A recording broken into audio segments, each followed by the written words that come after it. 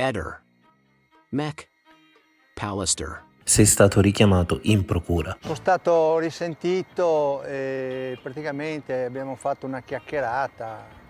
È stato fatto un verbale di quello che ho detto. È durato una mezz'oretta e sono stato sentito come testimone e non come indagato. E comunque è stato un rapporto con gli inquirenti tranquillo come del solito. Ecco. Lili nel boschetto non aveva la fede. Per me è stata una dimenticanza, per me non è un segnale di qualcosa. Io non ho mai pensato a questo, anche perché tante cose bisogna ancora capire. Chi ha trovato o preso la fede di Lili? Non lo so, non ce l'ho perché può essere che l'abbia preso il fratello, non lo so, perché io non ho guardato nelle scatolette. Che ha portato via tutto il fratello. Chi ha trovato o preso la fede di Lili? Ho trovato a casa, sì, una scatoletta. In realtà l'ha trovata la polizia un giorno che sono venuti a trovarmi così a vedere un po' di cose. E hanno detto: ma questa è la fede? E ho detto: sì, è la fede di Lili, questa qua, no? C'era il nome, tutto quanto, la data. Chi ha trovato o preso la fede di Lili? Salvo e Gabriella? Nei giorni successivi loro sono venute, non dico ogni giorno, ma per parecchio tempo venivano a casa mia. E a un certo punto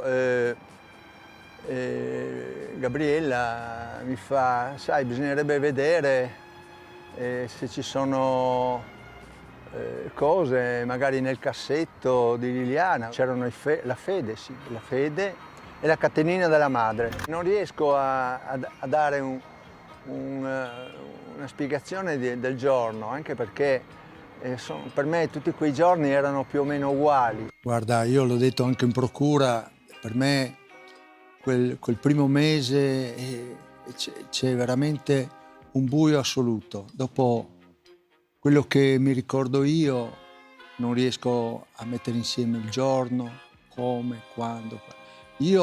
La mia idea, come l'ho detto anche lì in questura, è che Gabriella, io ho chiesto a Gabriella di guardare nei cassetti, perché io le mani nei cassetti di mia moglie, di mia figlia, non ho mai messo le mani di nessuno.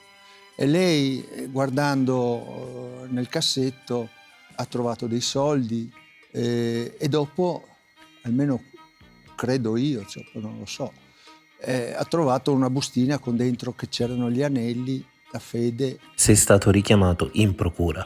Mi hanno domandato semplicemente perché che io non avevo detto subito che noi ci trovavamo anche in chiamiamola cantina, era un magazzino cantina trasformato in una cosa decente, reso in qualche maniera nuovo, e una soffitta. Comunque non ho nominato quei posti, li ho nominati esclusivamente per dire a Sebastiano quanto noi ci trovavamo prima. Lui non credeva, ha detto che ho inventato tutto, e io avevo anche questo aneddoto. Inutile divangare, anche il discorso di questa famosa, ormai purtroppo, e cantina e soffitta, mi ha reso le chiavi, io le ho rese al legittimo proprietario che ha messo in vendita i posti. Siccome lei c'era una signora che ha detto che l'ha vista e hanno collegato.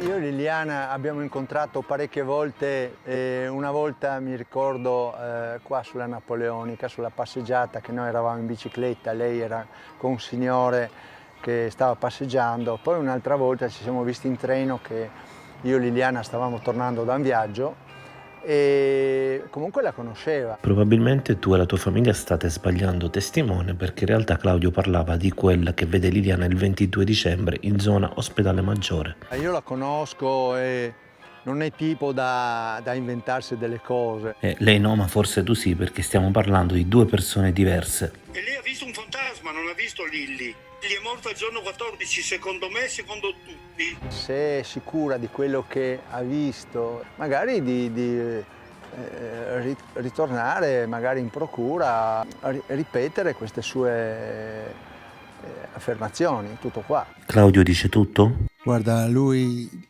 omette tante cose, in particolare le due telefonate importantissime. Sono una il giorno 9 di 12 minuti e il giorno 13 di 16 minuti. Sono 28 minuti di telefonate che lui non dice cosa. Ecco.